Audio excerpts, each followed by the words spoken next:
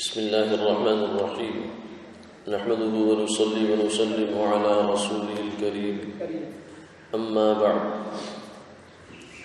عن سهل بن سعد رضي الله تعالى عنه قال قال رسول الله صلى الله عليه وسلم في الجنة 8 أبواب منها باب يسمى بالريان لا يدخله إلا الصائمون أو كما قال عليه الصلاة والسلام۔ حضرت سہل بن سعد رضی اللہ تعالی عنہ سے مروی ہے کہ رسول اللہ صلی اللہ علیہ وسلم نے یہ ارشاد فرمایا کہ جنت کے 8 دروازے ہیں، جن میں سے ایک دروازہ ریان کے نام سے ہے۔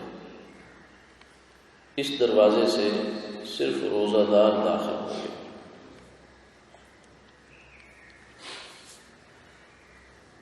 اس حدیث مبارکہ میں رسول اللہ صلی اللہ علیہ وسلم نے روزے کی خصوصی فضیلت کا بیان فرمایا کہ روزہ دار جب روزہ رکھتا ہے تو اللہ کے ہاں ایک اس کا خصوصی مقام ہے۔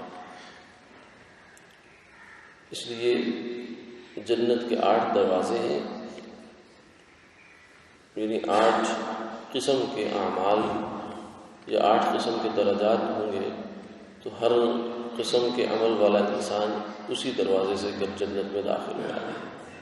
گویا کہ یہ جو ہمارے پاس نیک اعمال اللہ تعالیٰ نے عطا فرما رکھے ہیں، یہ سب جنت کے دروازے ہیں۔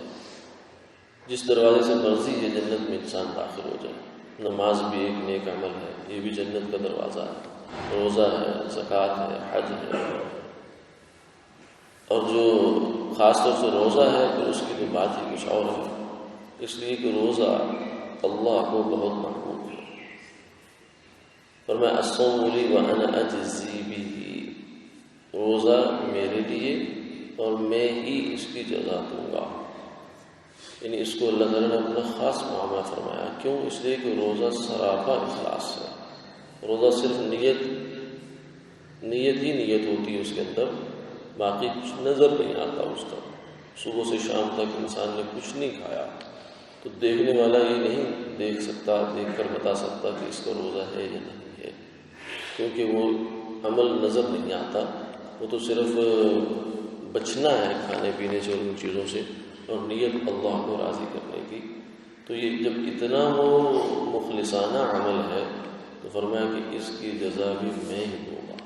فرشتوں سے بھی یہ نہیں ہوتا، بلکہ اللہ تعالیٰ اس کی جزا براہ راست عطا فرماتے ہیں۔ تو روزہ جو ہے اس چیز کا اہتمام ہونا چاہیے۔ رمضان المبارک کی آمد ہے، اللہ تعالیٰ ہمیں روزے رکھنے کی توفیق عطا فرمائے۔ اور پھر رمضان کا روزہ، نفل روزہ بھی بہت فضیلت والا ہے۔ رمضان کا روزہ تو اتنی فضیلت رکھتا ہے، اتنی فضیلت رکھتا ہے، اتنا قیمتی ہے۔ فرمایا کہ اگر کوئی بندہ جان بوجھ کر رمضان کا 1 دن کا روزہ چھوڑ دے، یعنی سستی کی وجہ سے، کاہلی کی وجہ سے، اور ہلکے پھلکے بڑے جو ہے نا عذر، کوئی ایسا عذر رکھنا کہ جو عذر بنتا نہیں ہے، بس ایسے نیت خراب ہے اس لیے عذر رکھ دیا ہے، تو اس وجہ سے اگر کوئی بندہ رمضان کا 1 روزہ چھوڑے گا، چاہے اس کی تلافی کے لیے ساری زندگی روزے رکھتا ہے، لیکن وہ روزے والی بات نہیں بن پائے۔ یعنی قضا تو اس کو کرنی ہے، اگر روزہ چھوڑا ہے رمضان المبارک کا تو قضا تو اب کرنی ہے، اس کو روزے کی جگہ ایک روزہ رکھنا پڑے گا، مگر فرمایا کہ وہ قضا یہ ہے کہ صرف اس کا مواخذہ نہیں ہوگا، اس کی پکڑ نہیں ہوگی۔ باقی رہا یہ کہ رمضان المبارک کے روزے کے جو برکات، ثمرات، اثرات، وہ اس روزے میں کبھی پیدا نہیں ہو سکتے، اس لیے کہ رمضان ہے۔ اللہ تعالیٰ نے اس مہینے کو شرف بخشا ہے، خاص خصوصی شرف بخشا ہے اپنی خاص اور خاص رحمتوں کے ساتھ۔ تو ظاہر ہے کہ اس میں کیا گیا عمل اور رمضان سے باہر کیا گیا عمل یہ برابر کیسے ہو سکتے؟ لہٰذا بغیر کسی شدید عذر کے روزہ ترک نہیں کرنا چاہیے، اور اس میں بھی اہل علم سے، مفتی حضرات سے پوچھ لینا چاہیے کہ میری یہ کیفیت ہے صحت کے حوالے سے یا مصروفیات کے حوالے سے، تو میرے لیے کیا روزہ چھوڑنے کا گنجائش ہے یا نہیں ہے۔ اگر وہ گنجائش دے دیں تو فبیہا، اگر نہ دیں تو پھر ہمیں بہرحال روزہ رکھنا چاہیے، اور نہ جانے جو ہے وہ کون سا عمل اللہ کی نظر میں پسندیدہ ہو جائے اور انسان کا بیڑا پار ہو جائے۔ اللہ عمل کی